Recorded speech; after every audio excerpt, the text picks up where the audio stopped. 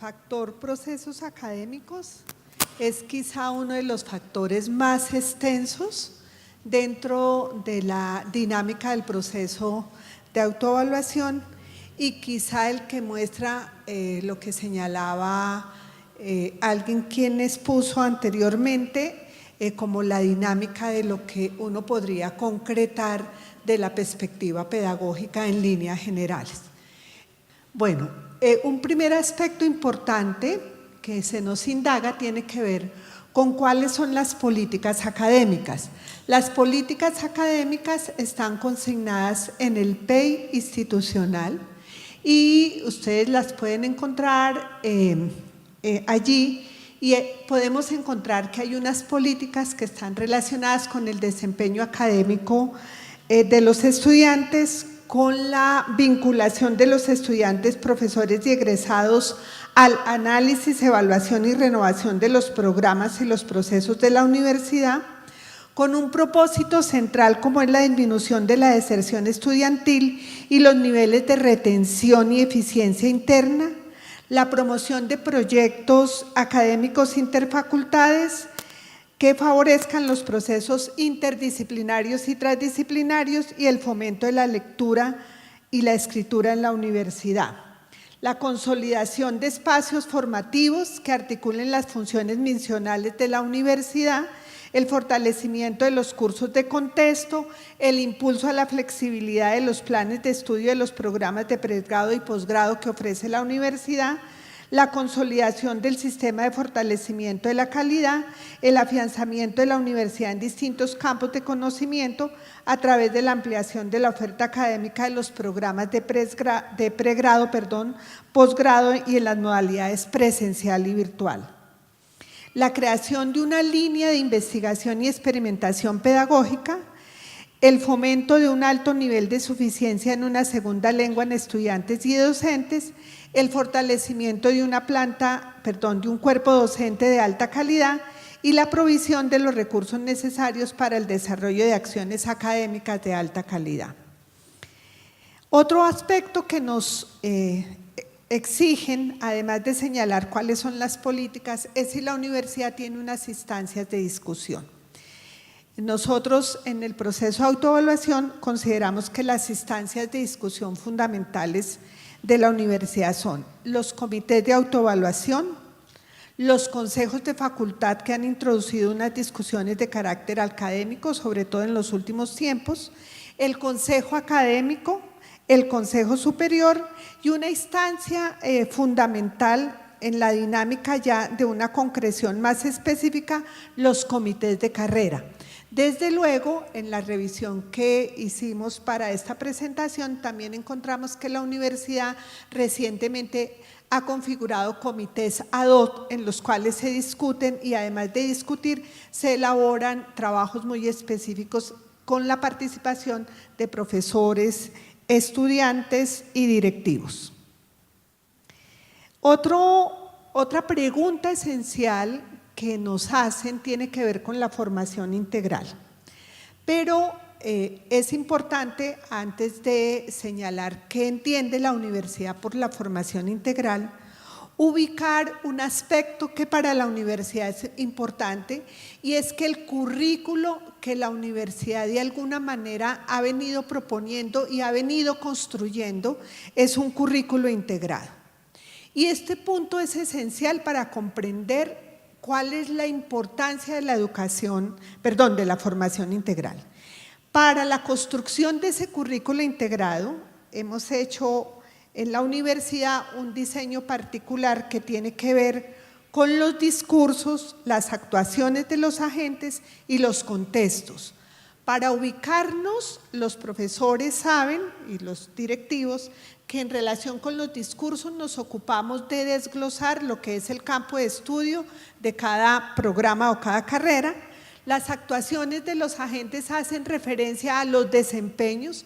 En el caso nuestro hablamos de 4 ámbitos de desempeño: investigar, diseñar, intervenir se me pasó uno, por favor. Y diseñar, gracias. Es para ver si estaban atentos. Y a nivel del contexto, hacemos todo un desglose del estudio de las demandas sociales. Entonces, ¿qué es en ese marco la formación integral? Esto es muy importante que lo entendamos porque aquí hay un marco de diferencia sobre los discursos que circulan sobre la formación integral. Entonces, la formación integral es una intervención pedagógica que está encaminada a desarrollar una comprensión de lo humano, partiendo de la comprensión de la propia experiencia de los individuos, de manera que su acción racional y su acción instrumental puedan encontrar sintonía con los motivos más profundos y constituirse así en fuente de enriquecimiento espiritual. Para nosotros la educación integral no es la sumatoria, ¿sí? ¿En qué sentido? En que se dice que un individuo es integral si se suma lo intelectual, lo afectivo o emocional y las habilidades. Nos separamos de esa consideración que circula mucho en el contexto del país. Y es importante que en ese marco entonces entendamos que los estudiantes realizan variadas y diferentes experiencias, entre las cuales se destacan las artísticas, que ya se había mencionado, las intelectuales y las emocionales. ¿Cómo hemos propiciado entonces esa formación integral?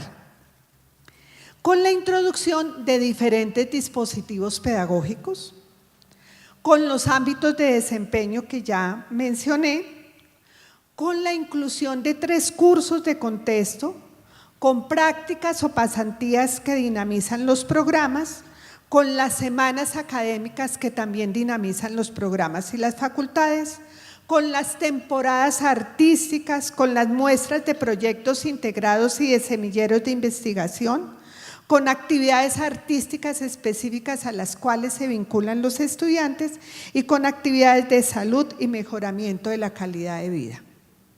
Como ustedes ven, aquí participan distintas unidades en la construcción de esta intervención. Otro aspecto que nos examinan es el que tiene que ver con la flexibilidad. También, al igual que la formación integral, la flexibilidad es un atributo propio de la pedagogía. Y en tanto atributo propio de la pedagogía, tiene que ver con 2 asuntos capitales. 1, la distribución y tratamiento de los contenidos. Y 2, lo que tiene que ver con el control de los estudiantes sobre su propio proceso formativo. En relación con la distribución y tratamiento de los contenidos, nosotros también hemos creado una manera de materializar este presupuesto. El primero tiene que ver, como ya les señalaba, con el currículo integrado. De ese currículo integrado, al hacerlo, al poner en relación los 3 componentes que les señalé, emergen las preguntas y los problemas. Alrededor de las preguntas y los problemas se definen las competencias. Para algunos programas las competencias genéricas y para otros las competencias específicas y para otros las competencias, es como las experiencias que hemos hecho. Alrededor de haber construido este gran mapa, armamos los sílabos, en los sílabos incorporamos las redes conceptuales o las herramientas técnicas que sean necesarias y definimos cuáles son los dispositivos pedagógicos que se requieren para que un estudiante pueda transitar por un programa de formación tal como la universidad lo ha definido. Sobre el control de los estudiantes. En relación con el control de los estudiantes sobre su propio proceso formativo, tenemos el asunto de las electivas y las optativas. Las electivas implican escoger dentro de otro campo de conocimiento distinto al plan de estudios que cursa. Esa es una electiva. El estudiante debe escoger una asignatura de cualquier otro plan de estudios distinto al que cursa. Y la optativa es cuando el estudiante escoge dentro de un grupo definido de posibilidades establecidas en su plan de estudios. Dicho de otra manera, las optativas están vinculadas en la mayoría de los programas alrededor de las líneas de profundización y las electivas son externas al programa, si nosotros quisiéramos señalarlo así. ¿Cómo hemos realizado la flexibilidad? De acuerdo con el diseño que tenemos del currículo integrado, la flexibilidad la hemos realizado la introducción del problema como ordenamiento de las acciones. Esto nos flexibiliza la aproximación al conocimiento. El uso de distintos dispositivos pedagógicos, en los que en un trabajo que hicimos conjunto con el IESCO, encontramos que los que más se usan en la universidad son la clase expositiva, el laboratorio, el taller, el proyecto integrado, el proyecto de intervención, el estudio de caso. Llama la atención que pocos son los espacios de seminario y que aún sigue predominando el tema como un ordenamiento de aproximación al conocimiento. En relación con las selectivas y las optativas, todos los programas tienen asignaturas selectivas y optativas. Hay un buen número de programas que hacen pasantías y prácticas empresariales. Otro elemento de flexibilidad y que tiene que ver con el control de los estudiantes sobre su propio proceso formativo son las franjas horarias. Otro elemento también es las asignaturas que pueden cursar con otras instituciones. Una incursión que ha hecho la universidad que tiene que ver con el doble programa que tenemos en el caso de la Facultad de Ingeniería y recientemente en el caso de la Facultad de Ciencias Administrativas, Económicas y Contables con Derecho y Contaduría.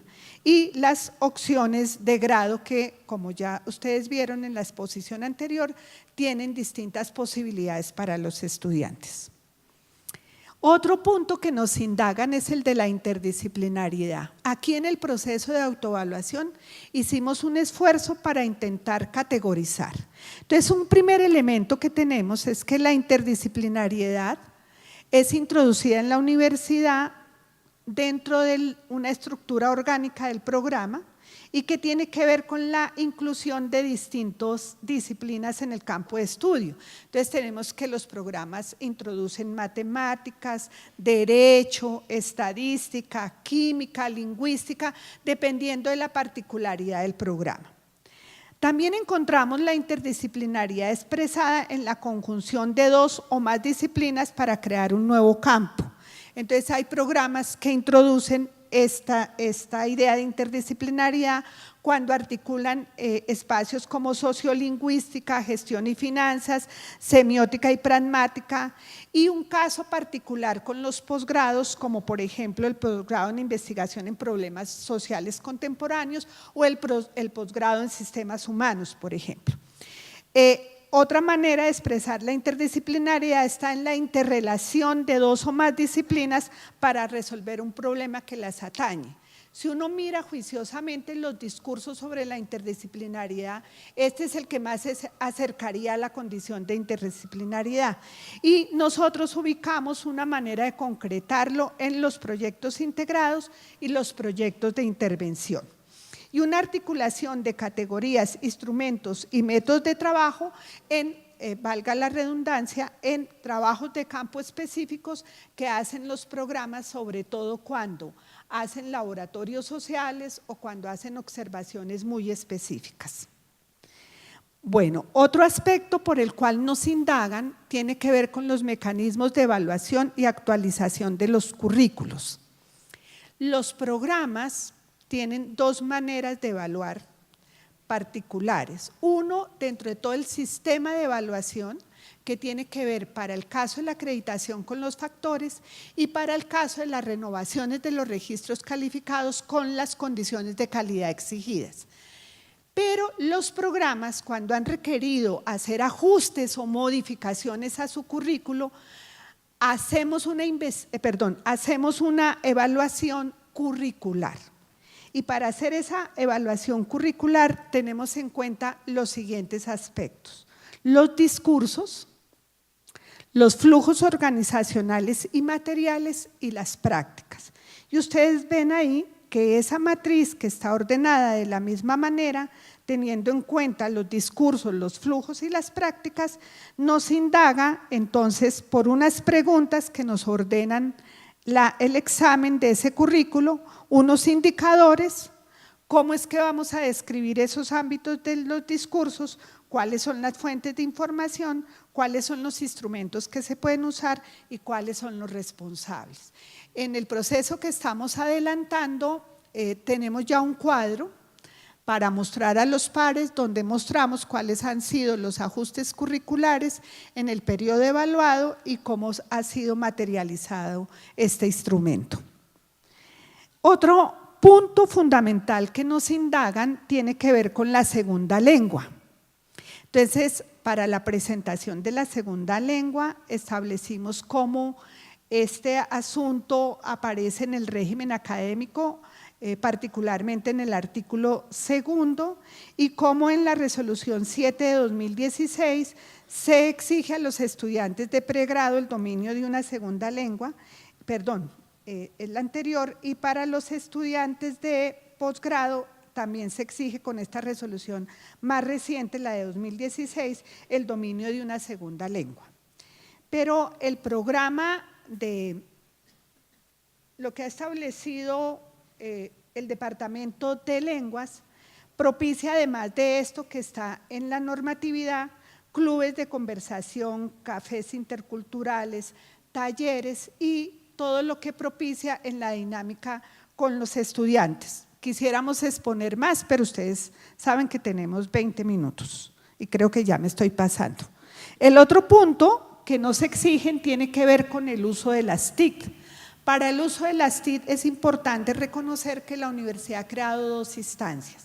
Una, el Departamento de Tecnología e Informática, y el otra, la Dirección de Educación Virtual. Estas dos instancias se encargan de propiciar, cada una con funciones específicas, el uso de las TIC en la universidad. ¿Qué hemos hecho entonces para esa dinámica de las TIC? Tenemos 253 aulas virtuales que han cubierto 13.320 usuarios entre estudiantes y 388 docentes. Pero también la universidad ha hecho un esfuerzo para que todos los salones tengan equipo de cómputo, equipo de proyección y sistemas de audio. Nosotros sabemos que todavía hay quejas al respecto, pero si uno mira, la universidad ha hecho el esfuerzo muy grande de ubicar que en todos los espacios podamos encontrar estos medios. Tenemos salas de sistemas en la sede norte y en la sede centro.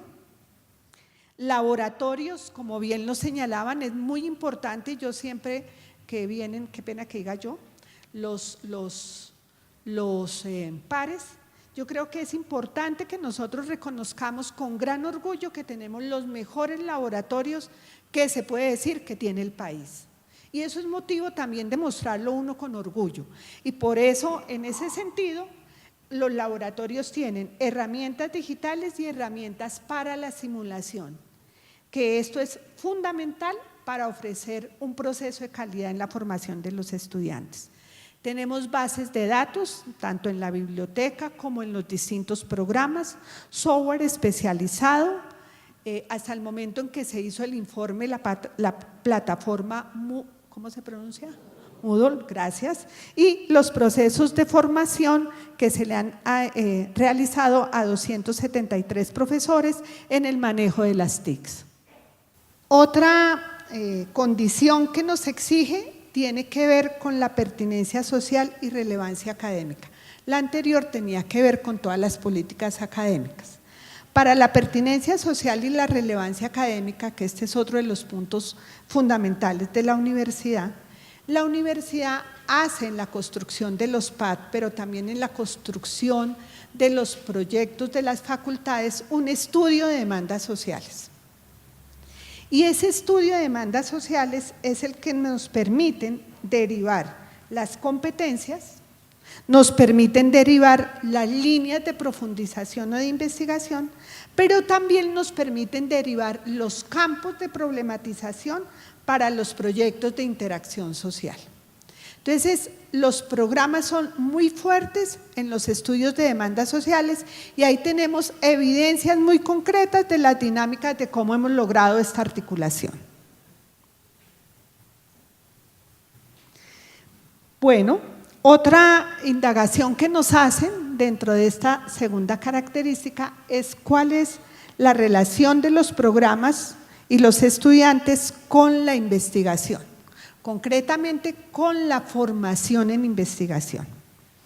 La universidad, desde la reforma curricular del año 2003 y 2004, estableció a los proyectos integrados y las prácticas de ingeniería, que así se denominaron en su momento para la Facultad de Ingeniería, que esa era una manera muy específica de formar a los estudiantes en investigación.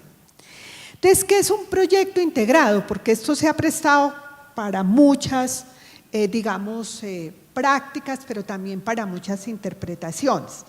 Un proyecto integrado es una acción pedagógica en la cual los estudiantes examinan una problemática proveniente del mundo de la vida. Si algo identifica un proyecto integrado es que el estudiante se vincule con un hecho, situación o problema del mundo de la vida. Esos proyectos tienen entonces tres maneras de ser expresados.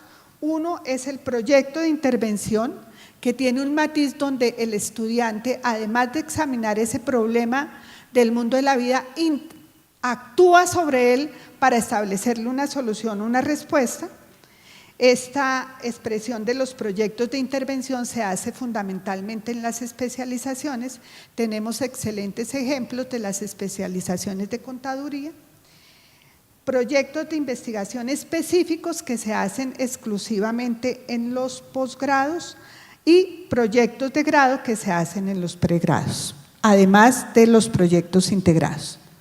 ¿Qué más realizamos como parte de la formación en investigación? Tenemos, como bien se señaló, los semilleros de investigación. Los semilleros de investigación, y aquí hicimos también un esfuerzo de categorizar, los semilleros de investigación, unos están vinculados con las líneas de profundización, otros están vinculados a grupos de investigación, pero otros están vinculados al estudio de una temática específica que se deriva de una asignatura, por ejemplo. Son, digamos, como las tres prácticas que también logramos identificar. Y, por último, una de las características que nos exigen tiene que ver con cuáles son los procesos de modificación y extensión de los programas académicos. Para eso la universidad ha adelantado un mapa de procesos. Nosotros tenemos cómo mostrar, ustedes, quien quiera indagar, aparece en la página web de la universidad desde hace tiempo y sobre eso nos dirigimos para hacer, bien sea el diseño de un nuevo programa o bien sea para hacer todo el proceso de evaluación del programa. Y el otro aspecto que es importante es que la modificación y la extensión de esos programas, además de tener en cuenta el primer aspecto, tenemos en cuenta los resultados de las autoevaluaciones para hacer esas modificaciones, particularmente en los ajustes de las estructuras curriculares, la evaluación del currículo. Eso es todo, muchas gracias.